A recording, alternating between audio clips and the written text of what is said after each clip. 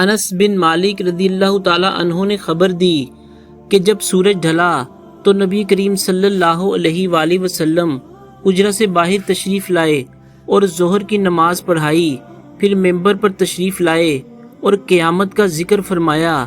آپ نے فرمایا کہ قیامت میں بڑے عظیم امور پیش آئیں گے۔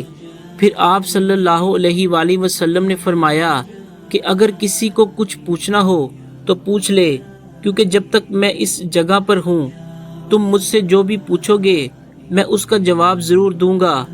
لوگ بہت زیادہ رونے لگے۔ آپ صلی اللہ علیہ وآلہ وسلم برابر فرماتے جاتے تھے کہ جو کچھ پوچھنا ہو پوچھو۔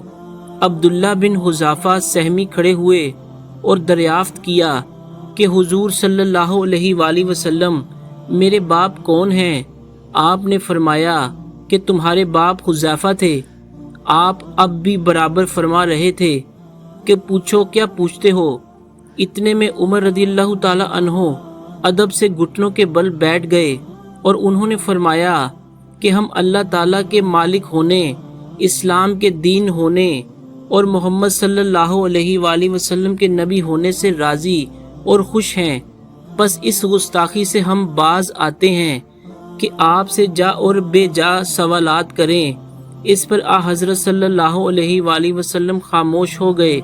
پھر آپ نے فرمایا کہ ابھی ابھی میرے سامنے جنت اور جہنم اس دیوار کے کونے میں پیش کی گئی تھی، بس میں نے نہ ایسی کوئی عمدہ چیز دیکھی جیسی جنت تھی اور نہ کوئی ایسی بری چیز دیکھی جیسی دوزخ تھی۔ صحیح بخاری حدیث نمبر 540۔